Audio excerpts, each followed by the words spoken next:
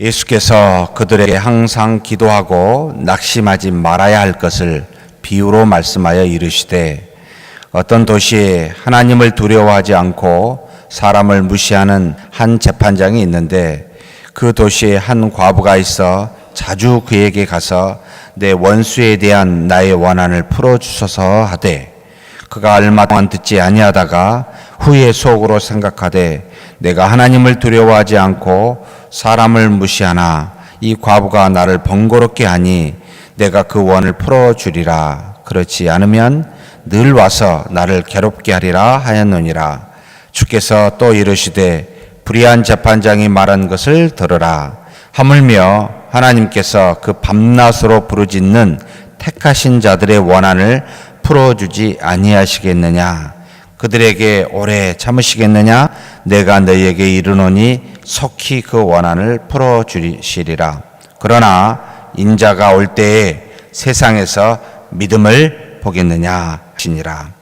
또 자기를 의롭다고 믿고 다른 사람을 멸시하는 자들에게 이 비유로 말씀하시되, 두 사람이 기도하러 성전에 올라가니 하나는 바리새인이요 하나는 세리라. 바리새인은 서서 따로 기도하여 이르되, 하나님이여, 나는 다른 사람을 곧 토색, 불의, 간음을 하는 자들과 같지 아니하고 이 세리와도 같지 아니함을 감사하나이다. 나는 일에 2번씩 금식하고 또 소득의 11조를 드리나이다 하고, 세리는 멀리 서서 감히 눈을 들어 하늘을 쳐다보지도 못하고 다만 가슴을 치며 이르되, 하나님이여, 불쌍히 여기소서, 나는 죄인이로소이다 하였느니라. 내가 너희에게 이르노니 이에 저 바리새인이 아니고 이 사람이 의롭다 하심을 받고 그의 집으로 내려갔느니라. 무릇 자기를 높이는 자는 낮아지고 자기를 낮추는 자는 높아지리라 하시니라. 사람들이 예수께서 만져주심을 바라고 자기 어린 아기를 데리고 오매 제자들이 보고 꾸짖거늘, 예수께서 그 어린 아이들을 불러 가까이 하시고 이르시되, 어린 아이들이 내게 오는 것을 용납하고 금하지 말라. 하나님의 나라가 이런 자의 것이니라. 내가 진실로 너희에게 이르노니 누구든지 하나님의 나라를 어린 아이와 같이 받아들이지 않는 자는 결단코 거기 들어가지 못하리라 하시니라. 어떤 관리가 물어 이르되, 선한 선생님이여, 내가 무엇을 하여야 영생을 얻으리이까?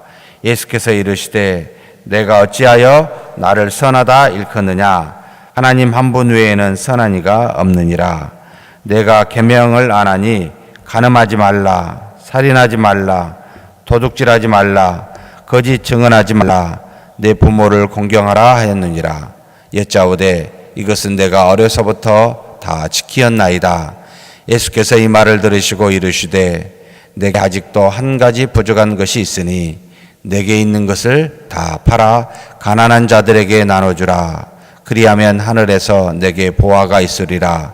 그리 와서 나를 따르라 하시니, 그 사람이 큰 부자이므로 이 말씀을 듣고 심히 근심하더라. 예수께서 그를 보시고 이르시되, 재물이 있는 자는 하나님의 나라에 들어가기가 얼마나 어려운지, 낙타가 바늘기로 들어가는 것이 부자가 하나님 나라에 들어가는 것보다 쉬우니라 하시니, 듣는 자들이 이르되, 그런즉 누가 구원을 얻을 수 있나이까? 이르시되, 무릇 사람이 할 수 없는 것을 하나님은 하실 수 있느니라. 베드로가 여짜오되, 보옵소서, 우리가 우리의 것을 다 버리고 주를 따랐나이다. 이르시되, 내가 진실로 너희에게 이르노니 하나님의 나라를 위하여 집이나 아내나 형제나 부모나 자녀를 버린 자는 현세에 여러 배를 받고 뇌세에 영생을 받지 못할 자가 없느니라 하시니라. 아멘. 예수님께서 여러 사람을 만나면서 듣는, 그러니까 물어오는 질문을 통하여 가르치는 내용이 항상 무엇과 관련이 되어 있을까라고 이렇게 반문하면서 이 예수님의 대답을 보게 되면, 지금 18장에 믿음에 관해서, 하나님의 나라에 관해서, 영생에 관해서, 구원에 관해서 그것에 지속적으로 가르치고 있음을 보게 됩니다. 먼저 18장 초반부에 보게 되면 기도에 대해서 끊임없이 기도하는 것에 대해서 이야기해 주고 있습니다. 기도를 하다가 중단하지 말아라. 무슨 일이 있어서. 그래서 여기에 보면은 낙심하지 말고 계속해서 항상 기도해야 되는데, 이것은 이와 같은 비유로 이야기를 하시는데 불의한 재판장의 비유를 들어서 표현하고 계십니다. 한 과부가 있습니다. 원한을 줬습니다. 이 원한을 풀고자 이 재판장에 갑니다.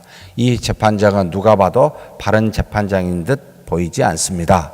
하나님을 두려워하지 않고 사람을 무시하기에 아마도 권력과 부를 갖고 있는 사람은 존귀히 여길지는 몰라도 가난하거나 쉽게 이야기해서 별반 별 볼 일 없는 사람은 무시하는 그와 같은 재판장인 듯 싶습니다. 그러니 과부가 와서 그저 말로만 원한을 풀어달라고 하면 들을 리 만무할 겁니다. 그런데 이 재판장이 듣는 이 과부의 원한을 풀어서 그 재판을 하여 풀어줄 수 있는 유일한 길은 무엇이었겠는가라고 묻는다면 너무나 자주 찾아와서 도저히 견딜 수가 없어서 귀찮아서 늘 와서 나를 괴롭게 하리라. 이것 때문에 불의한 재판장이 그 원한, 과부의 원한을 풀어주지 않겠느냐라고 하며 하물며라는 표현을 써서 7절에 하나님께서 그 밤낮으로 부르짖는 택하신 자들의 원한을 풀어주지 아니하시겠느냐라고 반문하고 계십니다. 하나님이 우리에게 즉각적으로 응답하는 기도, 제가 두 가지가 있다. 도저히 견딜 수가 없어서 반드시 이것은 즉각적으로 우리의 기도를 들어 응답하시는 게 있다라고 제가 언젠가 말씀드린 적이 있는데, 첫째는 뭐죠? 절대 가만두지 않습니다. 우리를 보고 택한 자가, 믿는 자가 하나님을 떠나 우상을 숭배하는 그런 것은 질투하시는 하나님이라 그 영혼을 하나님께서 보존하기 위하여 반드시 를 드십니다. 이 첫 번째. 두 번째는 뭐죠? 원한을 사는 겁니다. 원한을 받게 되어 그 원한을 풀어달라고 하는 기도는 하나님께서 즉각 응답하십니다. 아벨의 피, 땅에서 소리치는 그 원한에 대해서 소리치는 것을 하나님은 견딜 수가 없어 반드시 응답하십니다. 그래서 우리가 이 땅에서 하지 말아야 될 가장 큰 어떤 일은 뭔고 하면 우상을 숭배하는 또는 사람에게 원한을 주는 이와 같은 것은 절대로 하지 않음이 좋습니다. 왜요? 하나님이 즉각 이걸 듣고 응답하여 개입하시기 때문입니다. 그래서 밤낮 부르짖는 택하신 자들의 원한을 풀어주지 아니하시겠느냐. 불의한 재판장도 정말 괴로워서 들어주는데 선하신 하나님이 이걸 아니하시겠느냐라고 묻고 있습니다. 그러면서 하나님 앞에 여러분 기도할 때 끊이지 말고 지속적으로 항상 기도하는 자가 되십시오라고 하여 끝나면 좋은데 8절에 뒤통수 치는 표현을 하셨습니다. 내가 너희에게 이르노니 속히 그 원한을 풀어주시리라 라고 했습니다. 이 땅에서 원한이겠지요. 그러나를 표현 쓰는 게 맞는지 모르겠어요. 인자가 올 때에, 그러니까 오시는 인자가 라고 언어로 나오는데, 오시는 인자가 이 세상에서는 무엇을 보겠느냐라고 할 때 믿음을 볼 것이다 라고 이야기합니다. 하나님께서 원한에 대해서 택하신 자들의 원한을 풀어주지만 하나님은 궁극적으로 이 땅에 오셔서 보는 것은 원한을 풀고 원한에 대해서 뭔가 대가를 주고 또는 이 땅의 모든 문제를 해결하고 이런 것에 관심이 더 있기보다 인자가 와서 모든 사람을 이 땅에서 심판하여 재림하셔서 그 모든 일을 행하실 때 우리의 믿음을 보십니다. 믿음이 굉장히 중요하다. 그래서 믿음이 없는 행위는 하지 말아라라고 사실은 결론적으로 8절에 말씀을 하고 있습니다. 그러면서 9절에 다시 바리새인과 세리에 대한 기도를 가지고 이야기합니다. 하나님 앞에서 기도하는 두 사람이 있습니다. 한 사람은 바리새인입니다. 본인이 얼마나 의로운지 하늘을 성전에 올라가서 기도하는데 따로 기도합니다. 안마고 기도하시는 거죠. 자기는 다르다는 거예요. 그래서 나는 다른 사람들 곧 토색, 불의, 간음을 하는 자들과 같이 아니하고, 지금 이 옆에 저기 보니까 세리도 기도하는데 저 사람과 또 가도 같이 아니하고, 그것에 감사하면서, 그러면서 나는 일에 2번씩 금식합니다. 그리고 소득의 11조도 꼬박꼬박 내고 있습니다. 하나님, 저는 하나님 보시기에 의로운 자지요. 저는 그런 사람임을 감사드립니다. 라고 하나님 앞에 기도하고 있는 이 바리새인 모습. 그러나 세리의 기도는 굉장히 다릅니다. 멀리 서서 감히 눈을 들어서 하늘을 쳐다보지도 못합니다. 그리고 가슴을 치면서 통곡하면서 그저 하나님 앞에 이릅니다. 하나님이여 불쌍히 여기소서, 나는 죄인으로소이다. 라고. 정말 죄인입니다. 세리는 그렇잖아요. 모든 사람의 돈을 가져다가 로마에 내는, 그래서 나머지는 자기가 갖는 부를 자기의 것으로 취할 수 있는 그런 위치에 있기에 모든 유대인들이 세리에 대해서는 부정적인 생각을 가질 수밖에 없었죠. 어찌됐든 죄인입니다. 그런 죄에 대해서 하나님 앞에 통곡하며 가슴을 치며 자신이 죄인임을 불쌍히 여기소서라고 이야기하는 기도입니다. 누구의 기도를 받았습니까? 예수님께서 분명히 말씀하십니다. 저 바리새인이 아니고 이 사람 곧 세리가 의롭다 하심을 받고 그의 집으로 내려갔느니라. 하나님이 의롭게 칭함을 사람은 이 땅에서 스스로 의롭다 하는, 나는 아무것도 잘못이 없다라고 하는 사람이 아니라 자신의 죄를 고백하는 사람, 곧 하나님 앞에 하나님을 만나게 되면 자신의 죄를 깨닫고 돌이키게 되는데, 반드시 하나님을 알면 첫 번째 나타나는 증상이 감사와 기쁨이 아니라 자신의 죄에 대한 통곡, 곧 회개입니다. 우리는 감히 하나님 앞에 쓸 수 없는 존재임을 스스로 하나님을 만나자마자 우리는 자각하게 되어 있습니다. 그래서 그 죄에 대해서 먼저 회개하고 그 다음에야 하나님이 우리를 구원하심에 대한 감사와 기쁨이 따라오게 되어 있습니다. 그런데 회개치 않는 감사와 기쁨, 정말 죄송합니다만 문제가 있어요.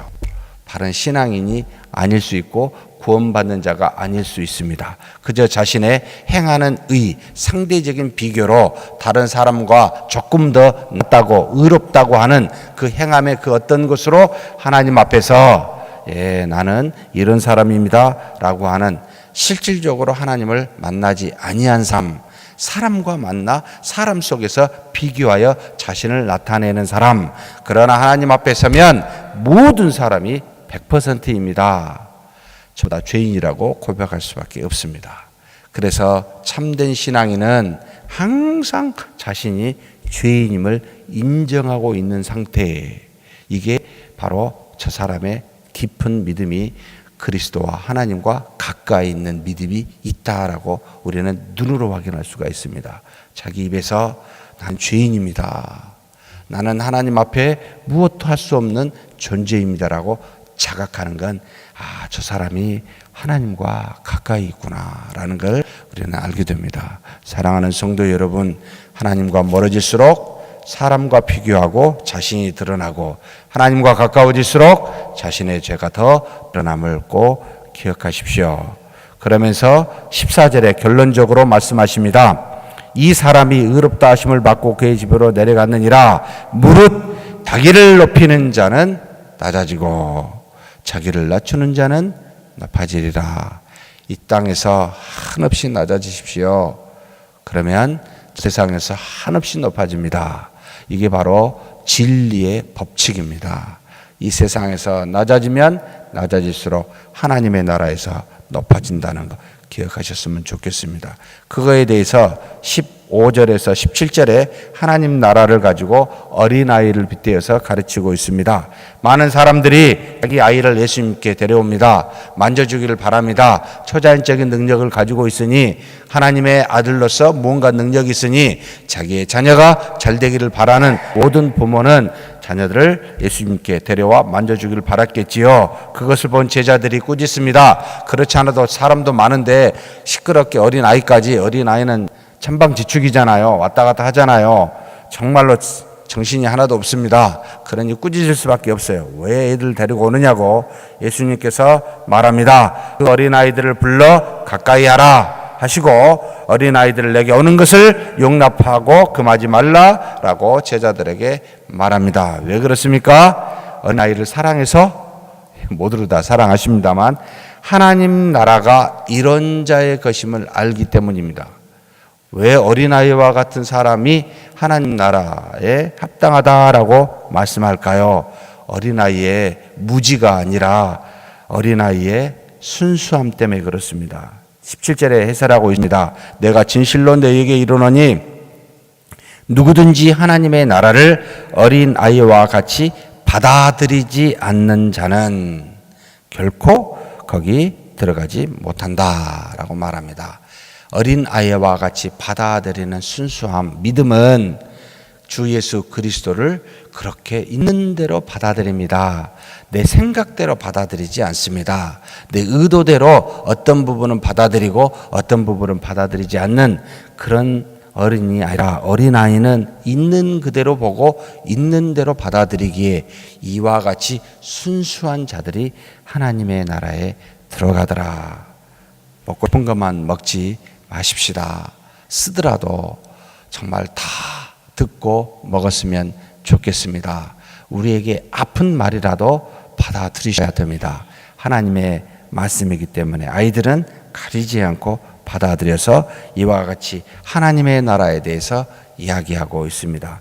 그러면서 또 영생에 관련된 이야기, 하나님과 나라에 관련된 이야기를 부자 관리를 통해서 이야기해 주고 있습니다. 이 부자 관리가 와서 물었습니다. 모든 것을 갖추고 있는데 한 가지가 불안했던 모양입니다. 영생을 어떻게 해야, 무슨 일을 해야, 무엇을 해야 영생을 얻습니까? 라고 묻습니다. 예수께서 말씀하십니다. 어찌하여 나를 선하다, 하나님은 선한 분은 한 분밖에 안 계시는데 나를 선하다라고 이야기하느냐, 그러면서 십계명에 대해서 이야기합니다. 가늠하지 말라, 살인하지 말라, 도둑질하지 말라, 거짓 증언하지 말라, 내 부모를 공경하라. 한마디로 사람에 관련된 6개의 계명에 대해서 이야기합니다. 10계명을 다 지켰느냐 이 뜻이지요. 여짜오되 그가 내가 어려서부터 다 지켰나이다. 굉장히 율법에 아마 민감하여 지켰던 모양입니다. 그런데 이게 과연 지킬 수 있었을까 이 생각이 들어요. 여러분 10계명을 요약하면 2가지로 나오지요. 1계명부터 4계명은 하나님을 사랑하는 것으로, 5계명부터 10계명까지는 이웃을 사랑하는 것으로 요약이 된다라고 이야기를 합니다. 그러면 지금 예수님이 묻는 거죠. 너는 하나님을 사랑하고 이웃을 사랑했느냐라고 묻는데 다 사랑했습니다. 다 지켰습니다. 이렇게 물어요. 예수님께서 들으시고 한 가지 부족한 것이 있다 라고 말하면서 전곡을 찌르죠. 뭡니까? 내게 있는 것을 다 팔아 가난한 자들에게 나눠주라. 그리하면 하늘에서 내게 보화가 있으리라. 그리고서 나를 따르라 하시니, 이웃을 사랑한다면 이와 같은 모습으로 있을 수가 없겠지요. 주변에 가난한 사람들, 힘든 사람들, 어려운 사람들을 그냥 보고 넘어가지 않습니다. 뭔가 도움을, 그 사람에게 해당되는 그 어떤 부분을 가지고 도와줍니다. 맞춤 섬김이라는 표현을 제가 쓴 적이 있습니다만, 어찌됐든 사람에게 필요로 하는 것을 도와주는 것이 바로 사랑한다라는 거 아니겠어요? 이웃을 사랑한다. 그런데 이 관리는 상당히 부자였습니다. 그런데 그 부요함을 가지고 가난한 사람을 도와주지 못한 것을 알고 너가 그것을 팔아서 가난한 자들에게 나눠주라 하고 이야기합니다. 그리하고 나를 따르라, 나를 믿으라, 믿고 따라오라 라고 이야기하고 있지요. 그 사람이 큰 부자이므로 이 말씀을 듣고 뭐했습니까? 할 일이 하나 생겼구나가 아니고 근심하며 돌아갑니다. 왜냐하면 다 지켰다고 하지만 사실은 자기가 현재 믿고 따르고 중히 여기는 게 있더라는 거죠. 뭡니까? 가지고 있는 재물이었습니다. 그래서 예수님께서 그를 보시고 가르치십니다. 재물이 있는 자는 하나님 나라에 들어가기가 얼마나 어려운지 낙타가 바늘기로 들어가는 것이 더 쉽다. 이렇게 말씀하고 있습니다. 왜 그렇습니까? 마음에 무언가를 붙들고 있으면 하나님을 붙들지 못하게 됩니다. 마음에 뭔가 다른 것으로 부유하게 채워져 있으면 결코 하나님이 주신 말씀과 하나님의 은혜를 따라가지 못하게 되어 있습니다. 우리는 두 마음을 가질 수가 없게 되어 있기 때문입니다. 한 마음만 가지고 있기 때문에, 그래서 하나님을 중히 여기든지 재물을 중히 여기든지 밖에 할 수가 없기에 재물을 갖고 있든 무엇을 중시 여기든 이렇게 되면 하나님을 따르지 못하게 되더라. 그래서 하나님의 나라에 들어갈 수 있는 사람은 하나님을 정확하게 그분만을 마음의 중심으로 모시는 자들이다라고 이야기합니다. 그러면서 이 말을 들은 제자들이 되게 걱정을 해요.